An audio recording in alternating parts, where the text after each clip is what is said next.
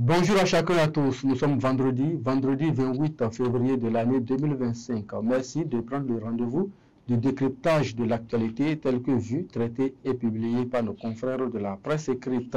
La manchette du quotidien Maison pour démarrer.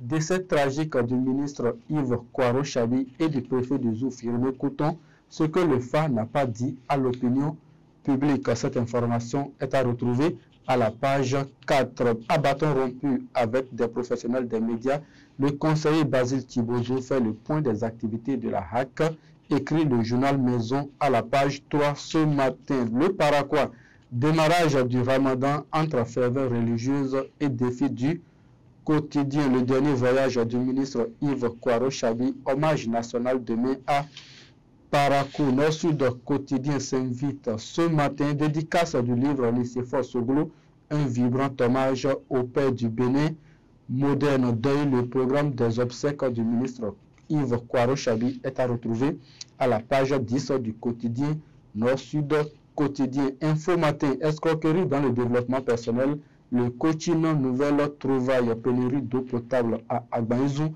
les populations de Dantepa souffrent le martyre, nous informe le quotidien Info Matin ce matin.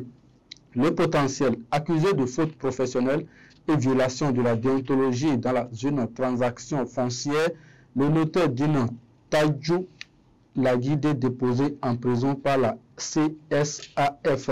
C'était dans deux affaires foncières louches. L'expert géomètre Jacques Tokouzan, placé sous mandat de dépôt. Le matinal ce matin, colloque scientifique de l'Union progressiste Le Renouveau sur l'héritage de la conférence nationale. Joseph Djogbenou célèbre les acteurs. Fin de la 5e édition de Bénin Dabaroutou. Plus de 80 bourses KDK offertes aux jeunes. La satisfaction de Charles Toko est à lire à la page 4. Le matin, recyclage du fer au Bénin, un secteur à fort potentiel mais sous-exploité. Quand les intermédiaires nigériens dictent leurs lois sur le marché informel. Élection générale de 2026, la Sénat et la CEDEAO en concertation pour un scrutin crédible et pacifique. Bénin intelligent à présent.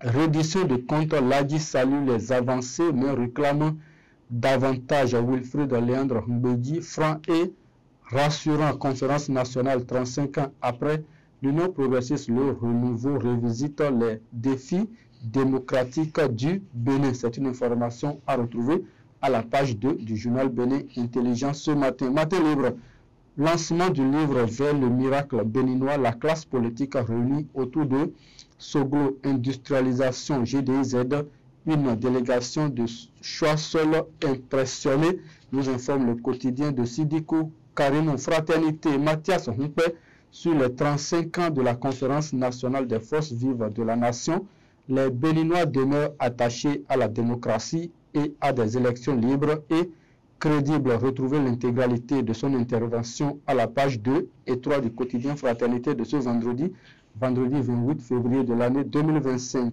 Un autre titre du journal Fraternité ce matin, bien manger les 1000 premiers jours de la vie. Incendie sur la mère et de l'enfant. De quoi s'agit-il concrètement? Allez lire à la page 6 du journal Fraternité de ce vendredi. La Nation appelle à la relecture du code électoral. Les conseils de talon aux partis politiques. Ces conseils sont à retrouver à la page 3 du numéro de ce vendredi. Conférence nationale des forces vives de février 1990. Un colloque de l'Union progressiste Le Renouveau remémore l'histoire politique du Bénin. Les autres titres du quotidien Maison Dabarou à présent.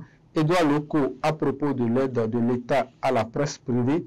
Patienter encore quelques semaines ou quelques mois. Incendie d'un entrepôt à Aye-Lawadje. Le propriétaire de la marchandise en détention provisoire, nous informe le quotidien Maison ce matin. Ce sera tout, mesdames et messieurs, pour la revue des titres de ce matin. C'est également tout pour cette semaine. Merci de nous avoir suivis. Restez des nôtres pour la suite des programmes de Dabarou TV. À demain.